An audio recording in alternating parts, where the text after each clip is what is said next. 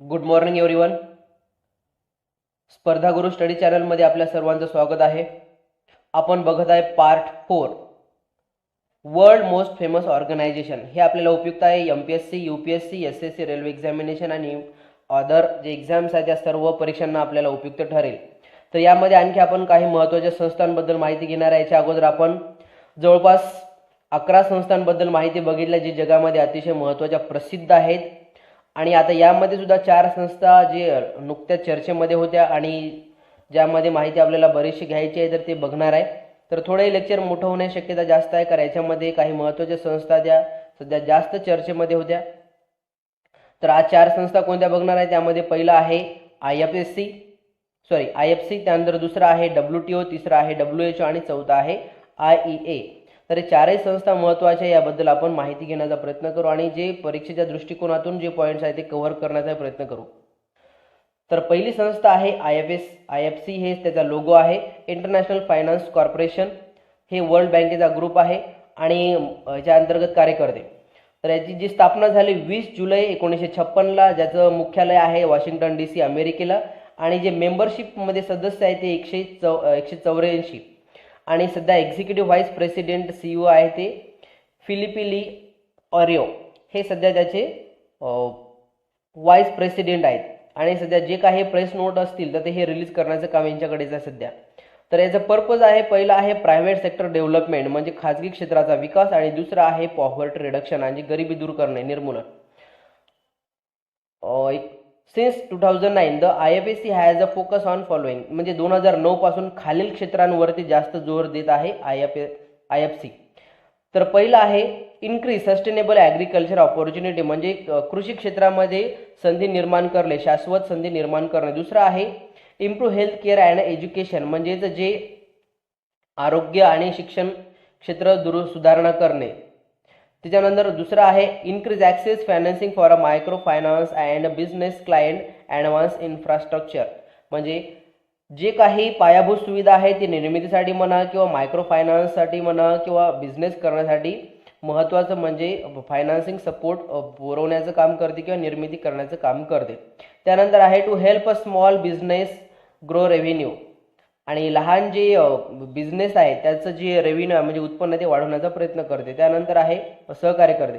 त्यानंतर invest in climate health, सर्वात महत्त्वाचं म्हणजे क्लायमेट हेल्थसाठी सुद्धा इन्व्हेस्ट करते. आता नुकतीच चर्चेमध्ये आली होती, त्यामागचं कारण म्हणजे जवळपास वर्ल्ड बँकेनं 5.5 बिलियन कॅपिटल इन्क्रीज केलं. कशासाठी? तर कोरोना व्हायरसचं एक प्रकारचं सहकार्य म्हणून, आणि त्यासाठी हे नुकतंच चर्चेमध्ये आले होते. तर त्यामुळे ही महत्त्वाची जी संस्था आहे ती सध्या चर्चेमध्ये होती. त्याच्यानंतर पुढची संस्था आहे ते म्हणजे वर्ल्ड ट्रेड ऑर्गनायझेशन WTO. याची स्थापना झाली 1 जानेवारी 1995ला. याचं हेडक्वार्टर आहे सेंट्रल विल्यम रेपार्ट जिनिवामध्ये आहे आणि हे सुद्धा एक ठिकाण आहे तिथलं, आणि जिनिवामध्ये सध्या त्याचं हेडक्वार्टर. त्यानंतर मेंबर आहे सध्या 164 आणि डायरेक्टर जनरल कोण आहे ते आहेत रॉबर्टो ॲझिवेडो.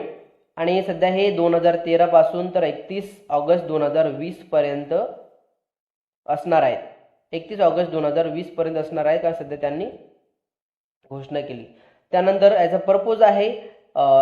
पर्पज आहे reduction of tariff and other barrier to trade म्हणजे व्यापारामध्ये विविध प्रकारचे जे अडथळे आहेत ते दूर करण्याने सोबतच जे काही कर आहे ते कमी करण्याचा प्रयत्न करणे. त्यानंतर आहे हे WHO एक प्रकारची इंटर गव्हर्नमेंटल ऑर्गनायझेशन आहे. तिचं महत्त्वाचं सहकार्य ते म्हणजे regulation of a international trade between nation म्हणजे राष्ट्रांच्या अंतर्गत जे काही व्यापार होतो त्यामध्ये नियमावली करणे हे महत्त्वाचं कार्य WTO करते.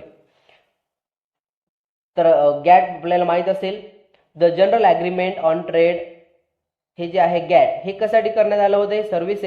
सर्व्हिस सेक्टरसाठी निर्माण करण्यात आलं होतं. म्हणजे बहुपक्षीय जी व्यापार पद्धती आहे हे व्यवस्थित वृद्धिंगत वाढावी त्यासाठी हे गॅट निर्माण करण्यात आला होता आणि त्यामार्फत सध्या सहकार्य केलं जाते. कशामध्ये? सर्व्हिस सेक्टरमध्ये व्यापार केला. त्यानंतर WTO महत्त्वाचं म्हणजे काय करते? बजेट जे आहे ते विविध प्रकारचे मेंबर आहे यांच्याकडूनच गेन करते, याच्याकडूनच वाढवण्याचा प्रयत्न करते. तर यामध्ये सध्या सहभाग आहे अमेरिकेचा 11.59%, त्यानंतर चायनाचा आहे 10.10% आणि जर्मनीचा आहे 7.10%. बाकी इतर देशांचा आहे, पण हे सध्या मुख्य 3 देश आहे की ज्याच्या मार्फत सर्वात जास्त सहकार्य WTOला येते. तर सध्याला WTOने काही महत्त्वाच्या सूचना जाहीर केल्या होत्या, ज्यामध्ये आहे जे लिस्ट डेव्हलप कंट्रीज आहेत, म्हणजे सध्या गरिबी म्हणा किंवा विकसनशील देश आहे, त्यांना फटका बसण्याचा जास्त आहे ग्लोबल ट्रेडसाठी, हे त्यांनी जाहीर केलं होतं. त्यासोबतच आणखी महत्त्वाचं त्यांनी LDCवर स्ट्रेस दिला होता की त्यांच्याकडे सध्या ज्या सुविधा आहे ते अतिशय एक्सपोर्ट करण्यासाठी किंवा जे काही सोर्सेस आहे ते कमी होण्याची शक्यता आहे, सोबतच त्यांना हानी पण पोहोचवण्याची शक्यता आहे. त्यासाठी त्यांना यामधून सतर्क राहणं गरजेचं आहे, जे की कोरोना व्हायरसच्या पार्श्वभूमीवरती ही दोन्ही सूचना जाहीर केल्या होत्या. तर यामध्ये LDC किती आहेत? टोटल आहेत 47 आणि त्यामध्ये सध्या 36 आहेत WTOच्या सदस्य. त्यानंतर आहे वर्ल्ड हेल्थ ऑर्गनायझेशन, सर्वात महत्त्वाची संस्था. याबद्दल सर्व माहिती आपल्याला असणं गरजेचं आहे. याची स्थापना झाली 7 एप्रिल 1948ला आणि 7 एप्रिल हा जागतिक आरोग्य दिन म्हणून सुद्धा साजरा केला जातो याच्या स्थापनेच्या आधारावर. त्याचं जे मुख्यालय आहे ते आहे जिनिव्हा, स्वित्झर्लंडला. आणि सध्या जे हेड आहेत, आता हेडमध्ये पहिले आहे डायरेक्टर, त्यानंतर आहे 2 आहेत डेप्युटी डायरेक्टर. तर डायरेक्टर सध्या टेड्रॉस अधनॉम घेब्रेयेसस आणि त्यानंतर डेप्युटी डायरेक्टर आहे ते सौम्या स्वामीनाथन भारताच्या. त्यानंतर आहे डेप्युटी डायरेक्टर ते आहेत जेन इलिसन. हे 2 डेप्युटी आणि 1 डायरेक्टर यांच्या मार्फत सर्व कार्य चालतं. त्याच्यानंतर सध्या जे गुडविल अँबॅसिडर आहे ते आहेत अमिताभ बच्चन. 2017 पासून हे कार्य करतात WHO साठी. तर सध्या जे महत्त्वाचं जे काही आहे त्याच्यामध्ये 4 मुद्दे फोकस करते WHO. पहिला आहे ॲडव्होकेटिंग फॉर युनिव्हर्सल हेल्थ केअर, दुसरं आहे मॉनिटरिंग पब्लिक हेल्थ केअर, त्यानंतर कॉर्डिनेटिंग रिस्पॉन्स टू हेल्थ इमर्जन्सी आणि चौथा आहे promoting human health and the wellbeing. हे 4 मुद्दे आहे की ज्याच्यावरती फोकस केला जाते. कारण तर एकतर जागतिक जे हेल्थ केअर आहे त्याला वृद्धिंगत करणे गरजेचं आहे, त्यानंतर मॉनिटरिंग सुद्धा करणं गरजेचं आहे हेल्थ रिस्कला, आणि कॉर्डिनेटिंग रिस्पॉन्स जे आहे ते हेल्थ इमर्जन्सीमध्ये असणं अतिशय गरजेचं आहे. त्यासाठी सुद्धा आणि प्रमोट करते कशाला? Human health wellbeing. त्याचं कारण होतं कारण तर WHO अंतर्गत याच्या अगोदर बऱ्याचशा गोष्टी केल्या गेल्या, परंतु सध्या जास्त जोर देण्याचं कारण आहे ते म्हणजे कोविड-19 सारखं जर आजार जर पुन्हा येण्याची शक्यता असेल तर ह्या सगळ्या गोष्टींवरती लक्ष असणं गरजेचं आहे. त्याच्यासोबतच आणखी महत्त्वाचा एक रोल निभावते, सर्वात महत्त्वाची भूमिका, ते पहिलं आहे एरेडिकेशन ऑफ स्मॉल पॉक्स पूर्ण प्रकारे नष्ट करणे. दुसरं आहे नियर एडिकेशन ऑफ पोलिओ, म्हणजे पोलिओला सुद्धा समूळ नष्ट करण्याचा प्रयत्न करणे. आणि सोबतच आहे development of an Ebola vaccine, जे इबोला आजार आहे याच्या व्हॅक्सिनसाठी निर्मितीला सुद्धा सहकार्य करते, विकास करण्यासाठी मदत करते. तर WHO सोबत कोलॅबरेट आहे. पहिला आहे the global fund of fight AIDS, ही एक आहे. दुसरं आहे ट्युबरक्युलोसिस अँड मलेरिया, याच्यासोबतच आहे. त्यानंतर आहे युनिट एड, आणि तिसरी संस्था आहे ते म्हणजे the United State president emergency plan for AIDS relief. हे तीनही संस्था WHO सोबत कोलॅबरेट झालेल्या आहेत. The World Health Organization support work toward the millennium development goal, जे MDG आहेत. तर MDG बद्दल आपण नंतर माहिती घेणार आहे पूर्णपणे, कारण हे सुद्धा महत्त्वाचं एक चॅप्टर्स आहे, याच्यावर तर आपल्याला बरेचसे प्रश्न येण्याची शक्यता असते. त्यानंतर बघू तर MDG सुद्धा महत्त्वाचं MDG साठी सुद्धा कार्य करते WHO. त्याच्यानंतर WHO मार्फत काही दिवस साजरे केले जातात. त्याच्यामधला पहिला आहे वर्ल्ड ट्युबरक्युलोसिस डे, क्षयरोग दिन. तर हे कधी साजरा केला जाते? हे 24 मार्च. त्याच्यानंतर दुसरा आहे वर्ल्ड इम्युनायझेशन वीक, हे साजरा केला जाते जूनचा शेवटचा आठवडा. प्रत्येक वर्षाचा जे जूनचा शेवटचा आठवडा असेल तर त्या आठवड्यापासून, आणि हे 2012 पासून साजरा होते. त्याच्यानंतर आहे वर्ल्ड मलेरिया डे, म्हणजेच मलेरिया दिवस 25 एप्रिलला साजरा केला जाते आणि हे 2007 पासून आहे. त्याच्यानंतर आहे वर्ल्ड नो टोबॅको डे, म्हणजे तंबाखू रहित दिवस म्हणा किंवा तंबाखू मुक्ती दिन म्हणा. तर हे साजरा केलं जाते 31 मे, दरवर्षी 31 मेला, आणि हे 1988 पासून साजरा केलं जाते.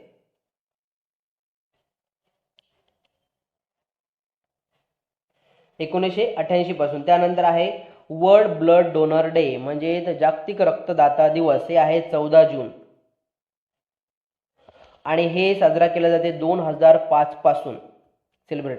त्यानंतर आहे हेपॅटायटिस डे, जागतिक हेपॅटायटिस दिवस हे साजरा केले जाते 28 जुलैला आणि हे आहे 1988 पासून.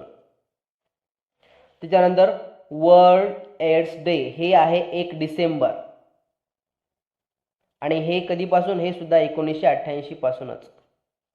तर हे काही दिवस आहेत जे WHO मार्फत लक्ष दिले जाते किंवा साजरे केले जाते, ज्यासाठी विविध प्रकारचे कॅम्पेन सुद्धा ती राबवते.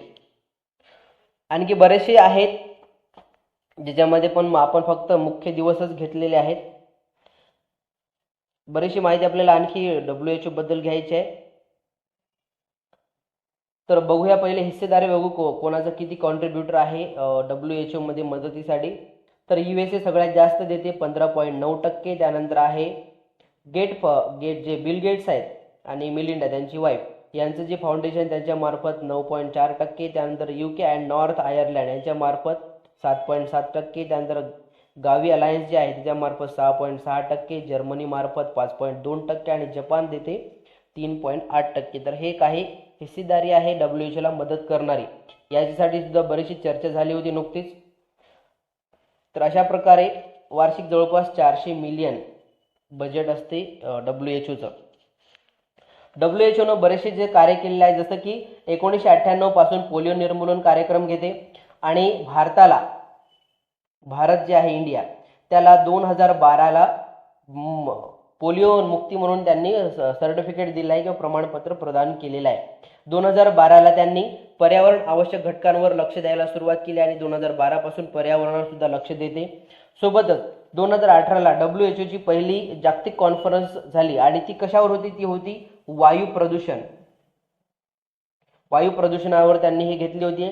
आणि सोबतच यामध्ये UN पर्यावरण संस्था, WHO मार्फत दुसऱ्या 2 संस्था आहेत, ते म्हणजे WMO म्हणजेच वर्ल्ड मेट्रोलॉजिकल ऑर्गनायझेशन आणि दुसरा आहे UNFCCC. तर हे आपण याच्याबद्दलही माहिती घेणाऱ्या संस्थांबद्दल हे सगळे 2018च्या कॉन्फरन्सला सहभागी होत्या. एप्रिल 2019ला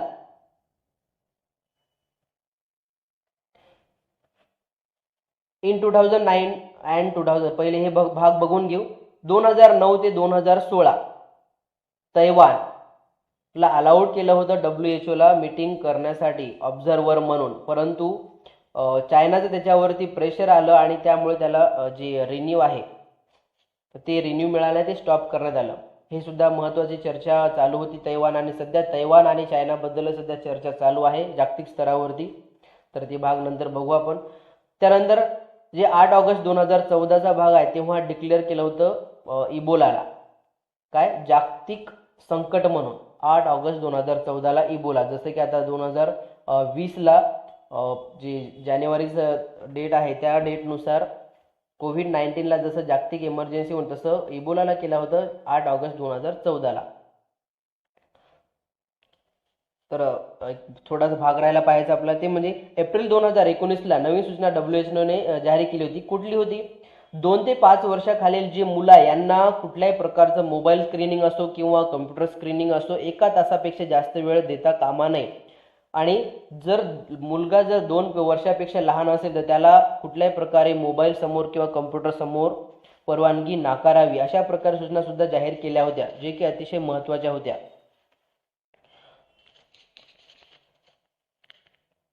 त्याच्यानंतर पुढचा भाग बघू. 21 ऑक्टोबर 2017ला director general Tedros Adhanom Ghebreyesus यांनी एका व्यक्तीला अपॉइंट केलं होतं, ते म्हणजे झिम्बाब्वेचे व्यक्ती होते ज्यांचं नाव आहे रॉबर्ट मुगाबे. रॉबर्ट मुगाबे हे झिम्बाब्वेचे प्रेसिडेंट आहेत आणि हे गुडविल अँबॅसिडर म्हणून 2017ला नियुक्त करण्यामध्ये आले होते. परंतु यांच्यावरती बरेचसे ह्युमन राईट्स हननचे आरोप होते आणि अशा व्यक्तीला त्यांनी गुडविल अँबॅसिडर बनवलं म्हणून हे बरेचसे चर्चेमध्ये आले होते 2017ला. नुकते सुद्धा चर्चेमध्ये आले होते. WHO create a incident management support team on. आता चर्चेमध्ये येण्याचं कारण काय होतं आता पाहायचे, पार्श्वभूमी सांगत आहे. पहिला आहे एकतर 1 जानेवारी 2020ला त्यांनी एक टीम तयार केली WHOनं, ज्याला म्हटलं जाते इन्सिडेंट मॅनेजमेंट सपोर्ट टीम, आणि ही 5 जानेवारी 2020ला WHOनं कन्फर्म केलं की पहिला रुग्ण इन्फेक्शन सापडलेला आहे चायनामध्ये. आणि त्याच्यानंतर 14 जानेवारीला त्यांनी डिक्लेअर केलं की हा जो आजार आहे ह्युमन टू ह्युमन लिमिटेड आहे, म्हणजे हे जास्त काही पसरू शकत नाही. परंतु human to human transmission 1 week, परंतु एका आठवड्यानंतर त्यांना कळलं की हा आजार ह्युमन टू ह्युमन पसरू शकतो आणि म्हणून त्यांनी 30 जानेवारी 2020ला डिक्लेअर केलं की कोविड-19 हा आजार पेंडेमिक म्हणून आहे, म्हणजेच जागतिक महामारी म्हणून याला जाहीर करण्यात आलं. परंतु हे जाहीर करण्यामध्ये बराच वेळ लागला, म्हणून अमेरिका असेल किंवा फ्रान्स असेल, इटली असेल, जपान असेल यासारख्या राष्ट्रांनी शंका घेतली होती की लेट का केलं. ऑन 18 मे 2020 ट्रम्प थ्रेटन, आता यांनी एक धमकी दिली होती डोनाल्ड ट्रम्पनं की आम्ही आमचा जो हिस्सा आहे मेंबरशिप काढून घेऊ आणि आमचा जो तुम्हाला सपोर्ट मिळतो तो सुद्धा आम्ही काढून घेऊ, अशा प्रकारे डोनाल्ड ट्रम्पनं. परंतु 29 मे 2020ला डोनाल्ड ट्रम्पनं अनाऊन्स केलं की आम्ही आमचं जे यामधून प्लॅन विड्रॉ करून घेणार आहे WHO मधून. अशा प्रकारे सुद्धा हे चर्चेमध्ये होते आणि म्हणून WHO वरती बरेचसे आरोप करण्यामध्ये आले होते, कारण त्यांचं म्हणणं होतं की जे गेब्रेसिस ॲडोनामा यांची जी नियुक्ती झालेली आहे ती चायना मार्फतच झालेली आहे, म्हणून त्यांचा सपोर्ट सर्वात जास्त चायनाला आहे, म्हणून कोविड-19 सारखा आजार त्यांनी लपवण्यामध्ये त्यांना मदत केली होती. असे बरेचसे त्यांच्यावरती आरोप प्रत्यारोप झाले होते आणि त्यामुळे बरीचशी ही वादामध्ये आलेली संस्था आहे.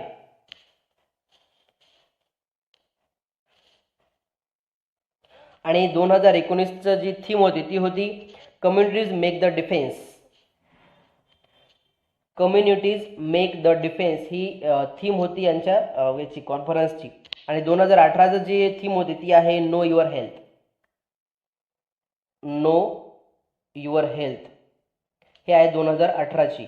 आणि 2019ची ते म्हणजे कम्युनिटी मेक द डिफेन्स, हे सुद्धा थीम लक्षात ठेवणं गरजेचं आहे, कारण बरेच वेळेस याच्यावरही प्रश्न विचारला जातो. तर पुढची संस्था आहे ते म्हणजे इंटरनॅशनल एनर्जी एजन्सी, IEA हे आहे त्याचा लोगो. तर याची स्थापना झाली नोव्हेंबर 1974ला. सेक्रेटरीएट त्याचं पॅरिस फ्रान्सला म्हणजे सचिवालय. आणि मेंबर सध्या 30, त्यामध्ये लीडर्समध्ये 2 आहेत. एक्झिक्युटिव्ह डायरेक्टर ते आहेत फतिह बिरोल आणि दुसरा आहे डेप्युटी एक्झिक्युटिव्ह डायरेक्टर ते आहेत पाऊल सिमन्स. तर याचे 2 पर्पज आहे. पहिला आहे एकतर जे ऑइल सप्लाय त्यामधलं जे अडचणी आहे ते दूर करणे, अडथळे निर्माण करण्यासाठी तात्काळ रिस्पॉन्स करणे. आणि दुसरं आहे सर्विंग ॲज ॲन इन्फॉर्मेशन, महत्त्वाची माहिती पुरवणे, ते स्टॅटिस्टिकल, जे की ऑइल मार्केटसाठी अतिशय महत्त्वाचे, एनर्जी सेक्टरसाठी. आणखी महत्त्वाचं 3 गोष्टींवरती फोकस करते, ज्याला 3S म्हटलं जाते. पहिला आहे द एनर्जी सिक्युरिटी, दुसरा आहे द इकॉनॉमिक डेव्हलपमेंट आणि तिसरा आहे द एन्व्हायरमेंटल प्रोटेक्शन. आहे 3ही गोष्टीवरती IEA लक्ष देते. त्यानंतर IEA members countries are required to maintain total oil stock level equivalent at least 90 days. आणि सर्वात महत्त्वाचं आहे की यामधले जे देश आहे ते 90 दिवसापर्यंत हे स्टॉक मेंटेन करण्याचं कार्य करतात. March 2017 after a series intensive consultation with all the relevant minister India join the IEA. हे सर्वात महत्त्वाचं 2017चं भारतानं जॉईन केलं होतं IEA. असोसिएशन कंट्री म्हणून म्हणजे सहभागी सहाय्यक राष्ट्र म्हणून. सोबत आहे IEA promotes the reduction of CO2, जे CO2 इमिशन आहे म्हणजे कार्बन डायऑक्साईडचं जे उत्सर्जन आहे ते कमी करण्यासाठी सुद्धा प्रमोट करते IEA, कारण ही एनर्जी एजन्सी असल्यामुळे त्याचं कार्य आहे ते. आणि सोबतच जे कच्चं ऑइल आहे, कच्चं तेल आहे, त्याच्यासाठी सुद्धा ते महत्त्वाचं स्टोरेज आणि बायो एनर्जी सुद्धा सोबत ते मदत करते साठी. दुसरं आहे द सेल ऑफ इलेक्ट्रिक. आणखी महत्त्वाचं चर्चेमध्ये येण्याचं कारण होतं 2019ला चर्चेमध्ये आली होती. The sale of electric car top 2.1 million global in 2019, register in a growth of 40% on year basis. 2019 मध्ये 2.1 मिलियन जे इलेक्ट्रिक कार आहेत ते हे रजिस्टर झाल्या होत्या. त्याचं कारण होतं कारण तर ऑइलमुळे जे काही CO2 इमिशन वाढत आहे त्यासाठी प्रत्येक देशानं जवळपास एक प्रकारचं नोटीस जाहीर केली होती की इलेक्ट्रिक कारचा वापर जास्तीत जास्त करावा. तर त्यानुसार जर त्यांची नोंदणी जर बघितली तर ते 2.1 पर्यंत पोहोचली होती 2019 नुसार. Before the pandemic, funding was a setup rise to, but now it's a predicted plunge to 20%, says the international energy. म्हणजे इंटरनॅशनल एनर्जीनं एक आत्ता नुकतंच रिलीज केली होती नोट्स, त्यानुसार जे अगोदरचं फंडिंग आहे ते 2.1% वाढणार होतं, परंतु या कोविड-19मुळे ते 20% घसरलेलं आहे. अशा प्रकारची एक नोटीस जाहीर केली होती. सोबत fossils fuel are hit hardest, जे कच्चं तेल आहे त्याला नुकसान झालं आहे 30%चं, तर जे दुसरे अदर ऑइल्स आहेत त्याला 15%पर्यंत आणखी नुकसान होण्याची शक्यता आहे, जसं की कोल असेल किंवा अदर ऑइल्स असतील. त्याच्यानंतर रिन्युएबल जे इन्व्हेस्टमेंट आहे त्याला जवळपास 10% झटका बसलेला आहे. ह्या गोष्टी त्यांनी जाहीर केल्या होत्या, त्यामुळे ही सध्या संस्था चर्चेमध्ये होती. मायकल जॉन बोबक हे कोण आहेत? हे आहेत आर्टिस्ट. बरेचसे यांच्या पेंटिंग्स वगैरे आहेत आणि सध्या हे बरेचसे चर्चेमध्ये असतात त्यांच्या पेंटिंग्सला घेऊन. तर यांचं एक वाक्य आहे, all progress take place outside the comfort zone.